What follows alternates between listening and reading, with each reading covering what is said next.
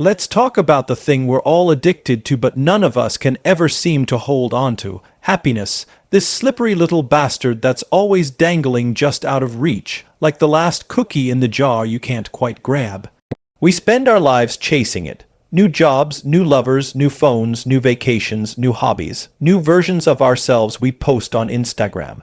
But the damn thing always runs faster than us. It's like trying to catch your own shadow. Now here's the punchline. The more you chase happiness, the more miserable you end up being. It's the great cosmic joke. You don't find happiness by hunting it down. You don't catch it like a Pokémon. You stumble into it when you're too busy living your actual life to notice. But of course, nobody tells us that. Instead, we're raised in a culture that practically worships happiness like it's some holy grail.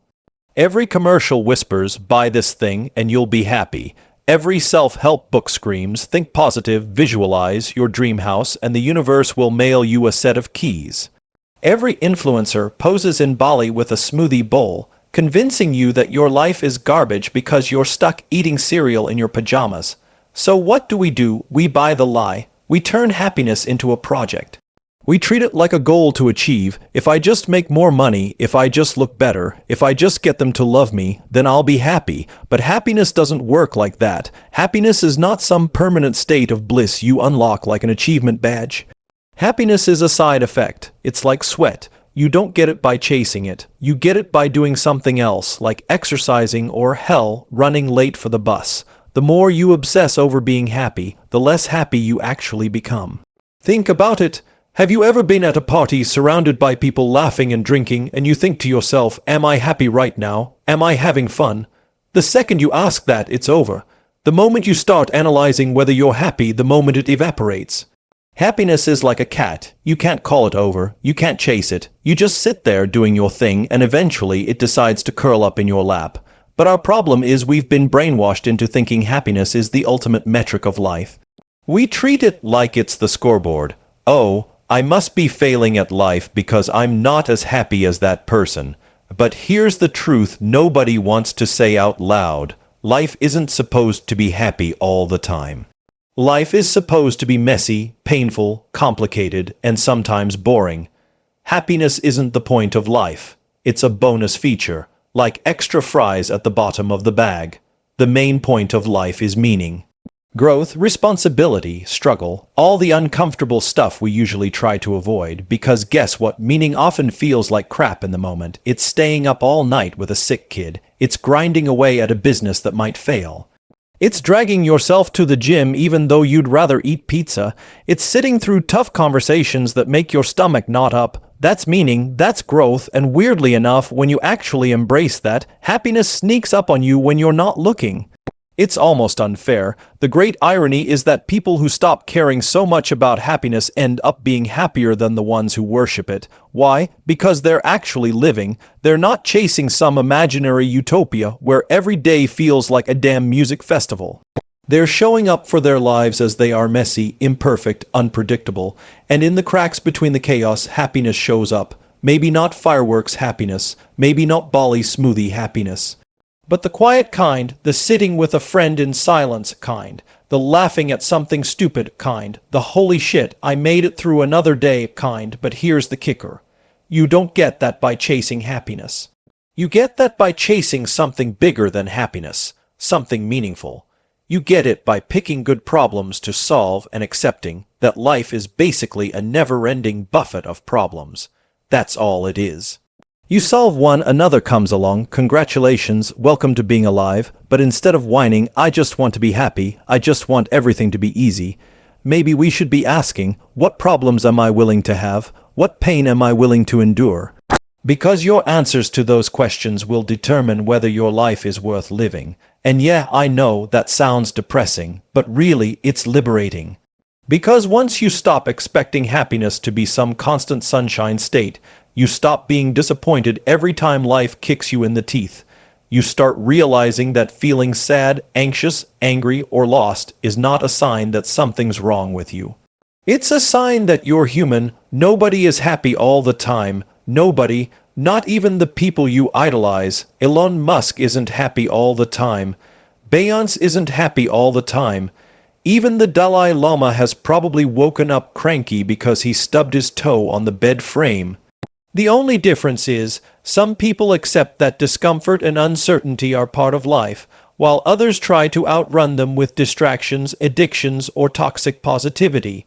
But you can't outrun reality. Reality always wins, and reality is this: life is suffering, and if you're nodding along thinking, "Yeah, I've heard that before," then good, because it's true. The question isn't whether you'll suffer. The question is whether you'll suffer for something that matters. Stop chasing happiness. Seriously, give it up. Take it off the pedestal. Stop treating it like the finish line. Instead, choose your struggles. Choose the pain that's worth it. Choose the discomfort that makes you stronger. Do things that matter, even if they hurt. Build relationships that challenge you, not just ones that give you butterflies. Work on projects that might fail but light you up inside. Take care of people even when they don't thank you for it. That's life, and yeah, it sucks sometimes, but it's real. And in those rare fleeting moments when happiness does show up, when you catch yourself laughing so hard you can't breathe, or when you look around and realize you're exactly where you're supposed to be, don't analyze it. Don't grab it, just let it be, because happiness isn't something you own. It's something that visits, and the less you cling, the more it comes around. So stop chasing happiness. Chase meaning, chase growth. Chase the struggles that make life worth the pain, and who knows, maybe happiness will tag along for the ride. And let's be real, half of the time, the stuff we think will make us happy ends up being a letdown anyway. Remember the last time you convinced yourself, once I buy this thing, once I get this job, once I move into that apartment, I'll finally be happy. And then what happened? You got it, you felt good for like 5 minutes, and then your brain was like, cool, what's next? That's the hedonic treadmill. We're basically hamsters running endlessly, thinking the carrot at the end of the track is gonna taste different, but it never does. We humans are like expert-level addicts for next. We can't just sit in the present. We can't just drink our coffee without wondering if there's a better coffee shop down the street. We can't just be in a relationship without secretly asking, could I do better? We can't even sit on the couch doing nothing without the itch to check our phones, as if happiness might have texted us while we weren't looking. It's absurd, and it's not entirely our fault we are swimming in a culture that monetizes our dissatisfaction. Think about it. If you were actually content, if you truly stopped chasing happiness, entire industries would collapse overnight. No one would buy half the crap they buy. No one would scroll mindlessly at 3 in the morning. Half the world's economy depends on us not feeling good enough about ourselves. It's a brilliant scam. Companies don't sell you happiness. They sell you the idea that you're incomplete, and then they rent you tiny bursts of dopamine that wear off faster than cheap cologne. We don't just buy the scam, we internalize it. We start treating ourselves like broken projects. We think, if I'm not happy, something's wrong with me. I need to fix myself. I need to hack my brain. I need to meditate harder, work harder, manifest harder. As if happiness is a Rubik's Cube we just haven't solved yet. But the truth is, you're not broken. Nothing's wrong with you just because you're not living in a constant state of euphoria you're not supposed to be. Nobody is. That voice in your head that says, you should be happier, you should be better, you should be more, that's the trap, that's the illusion. Because the more you buy into it, the more you end up chasing happiness like a dog chasing its tail. Round and round in circles until you're dizzy, exhausted, and wondering why life feels so damn empty.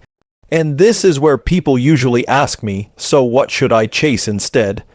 And my answer is, stop thinking of it as chasing anything. Life isn't a scavenger hunt where you collect experiences like Pokemon cards. It's not about chasing, it's about choosing what to give a damn about, choosing which values actually matter, choosing which struggles are worth signing up for, because when you choose your struggles consciously, something shifts. Suddenly, the pain makes sense, suddenly the grind has a purpose, suddenly life feels heavy in a good way, not because you're happy, but because you're anchored, and in that anchoring, that's where real satisfaction comes from. Not the fleeting, Instagrammable kind, but the deeping. You're gut kind that doesn't vanish the second your Wi-Fi goes out, and maybe that's the problem. We've confused happiness with satisfaction. Happiness is a mood, it's weather, it changes every 5 minutes. Satisfaction is climate. It's the long game. Satisfaction comes from knowing you're on a path you actually give a damn about, even if it's hard, even if it sucks sometimes. Satisfaction is waking up tired but proud. It's struggling, but struggling for something that matters. Now, here's the kicker. Most of us don't even know what actually matters to us. We borrow our values from Instagram, from our parents, from whatever trend is hot this year. We think we want success, but really we just want respect. We think we want money, but really we just want security. We think we want fame, but really we just want love. But we never stop to untangle those wires.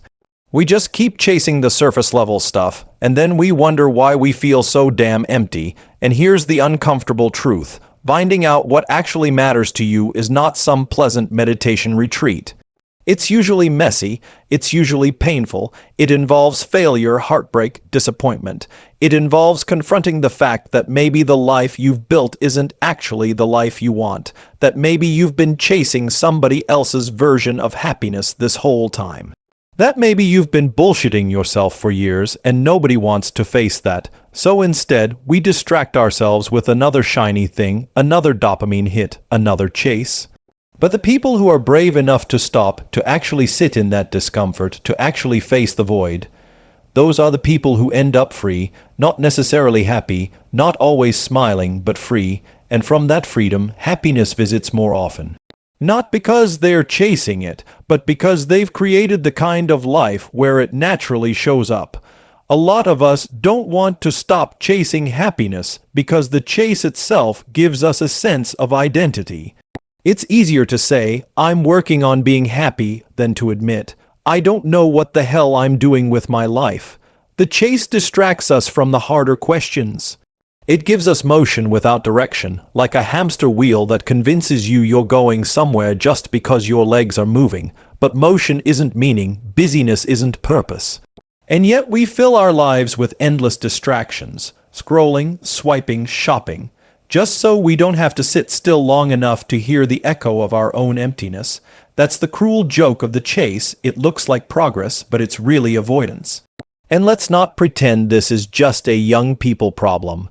It's everywhere. It's the midlife crisis convertible, the retiree chasing hobbies like they're a second career, the college kid pretending that a semester abroad will make their soul complete. Doesn't matter what age you are. If you're human, you've got that itch that says, once I get the next thing, then I'll feel whole. And spoiler alert, you won't, because here's the thing. Happiness isn't some cosmic vending machine where you insert achievements and it spits out joy. Life doesn't owe you happiness just because you checked off boxes. Diploma, job, spouse, mortgage. That checklist doesn't guarantee anything except maybe a little debt and some back pain. But we cling to it because it's easier than confronting the truth, that happiness has no formula, no guarantee, no permanent state. It's unstable by design, and that instability terrifies us. We want permanence, security, control. We want to believe that if we just figure out the right routine or hack or product, we'll lock happiness in place forever. But life laughs at that. Life is unpredictable. Life rips the rug out from under you the second you start to feel safe. One phone call, one accident, one diagnosis, and boom, everything changes, and that fragility is not a bug, it's the system, it's built in, but instead of accepting that, we double down on the chase. We become obsessed with controlling every variable, tracking our sleep, measuring our steps, hacking our diets, timing our productivity down to the minute, as if happiness is a math equation we can solve with enough data points. But all that control just makes us more anxious, more paranoid, more disconnected. It's like trying to hold water in your hands. The tighter you squeeze, the faster it slips away. And here's the part nobody likes to admit. Chasing happiness makes us selfish. It turns life into a mirror where everything is about me. Am I happy? Am I fulfilled? Am I getting what I want? And in that obsession with ourselves, we forget that the best parts of life usually have nothing to do with us. They're about what we give, not what we get. They're about showing up for other people, contributing to something beyond our own ego, letting go of the constant self-monitoring. But try telling that to a culture that worships individual gratification. We've been sold the myth that life is a solo game and happiness is the high score, but real life doesn't work like that. Real life is multiplayer. Real life is messy, collective, interdependent. And ironically, the moments where we forget ourselves, where we're lost in helping someone else, lost in creating, lost in love, lost in laughter, those are the moments when happiness sneaks in the side door. And still, we resist it, because forgetting ourselves feels scary, it feels like losing control, it feels like surrender, but maybe that's the point.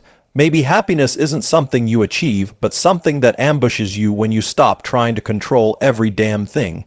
So if there's one thing you walk out of here with, let it be this: stop treating happiness like it's the finish line. It's not. It never was. The chase is the problem, not the solution. Life will hurt, life will confuse you, life will never feel perfectly aligned, and that's okay. That's the deal we signed up for by being human. What matters isn't whether you feel happy in every moment, but whether you're choosing struggles that mean something, whether you're building a life you'd still stand behind even on the days it sucks. Because happiness isn't a destination, it's a side effect. It's the echo of a life well lived, not the soundtrack you can force to play on repeat. So stop running after it, turn around, and actually live.